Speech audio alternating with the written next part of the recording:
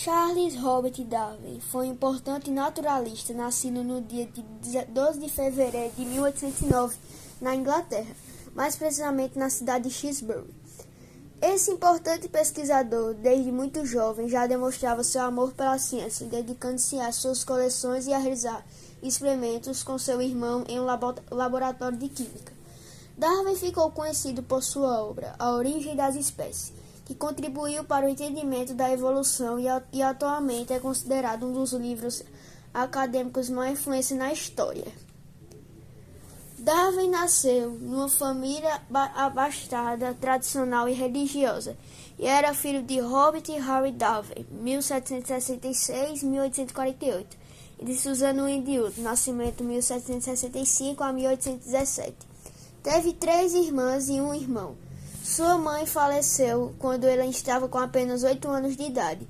Desde pequeno mostrou seu interesse pela natureza e por todos os fenômenos que nela ocorriam. Sempre foi um grande colecionador e durante a infância aprendeu a pescar e caçar. Darwin casou-se em 1839 com Emma Wingate, sua prima de primeiro grau, com qual teve 10 filhos. Dos 10 filhos, 3 morreram. Ainda na infância, sendo a morte mais marcante para Darwin a de sua filha Anne, de 10 anos. Quando jovem, aos 16 anos, Darwin iniciou o curso de medicina seguindo sua tradição de família. Entretanto, durante as suas aulas, em especial naquela em que deveria realizar uma operação sem anestesia, ele descobriu que não era aquilo que ele havia sonhado para sua vida e abandonou o curso por causa que viu um cenário de horror e de gritos. Charles Darwin morreu em 19 de abril de 1889, provavelmente em decorrência a um ataque cardíaco. Apesar de suas ideias terem sido radicalmente criticadas pela Igreja, ele foi enterrado na Abadia de Westminster, próximo a Isaac Newton. A seleção natural é um processo proposto por Charles Darwin e Alfred Wallace, os dois responsáveis pela teoria da evolução por seleção natural, e a alta fecundidade e a recorrente competição pela sobrevivência em cada espécie geram o pressuposto para esse processo. A seleção natural é um dos principais mecanismos da evolução.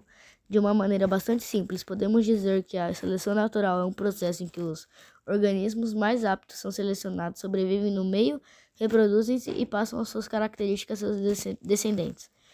E é o caso de certos animais que são menos predados, pois a seleção natural passam a ter uma coloração que os torna imperceptíveis no meio combinado. Seu padrão de cor com o do ambiente, cascas das árvores, cor da areia, galhos e folhas, por exemplo.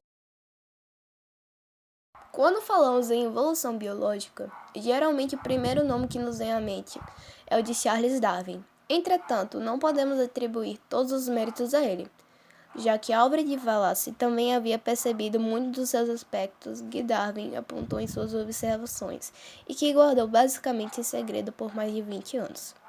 Apenas quando Wallace enviou a Darwin seus manuscritos, devemos nos lembrar de que este voltou da expedição bastante reconhecido como cientista. É que ele foi impulsionado a publicar suas ideias. Seguindo o conselho de amigos, a teoria foi revelada com a autoria dos dois em 1858. O diferencial de Darwin era o conjunto de evidências e argumentos a favor da evolução que possuía.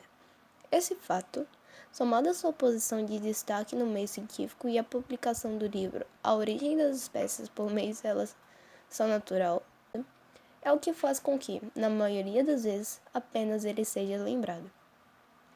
Naquela época, os mecanismos da hereditariedade e mutação não eram conhecidos, e por isso temos a teoria sintética da evolução, ou neodarwinismo, como uma versão aprimorada desses princípios desenvolvidos por Darwin e Wallace.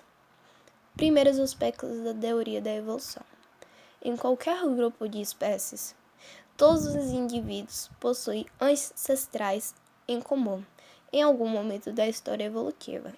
Assim, são descendentes deles com modificações e resultam da seleção natural indivíduos da mesma espécie. Mesmo que parentes próximos, possuem variações entre si, o que é resultado de mutações e reprodução sexuada.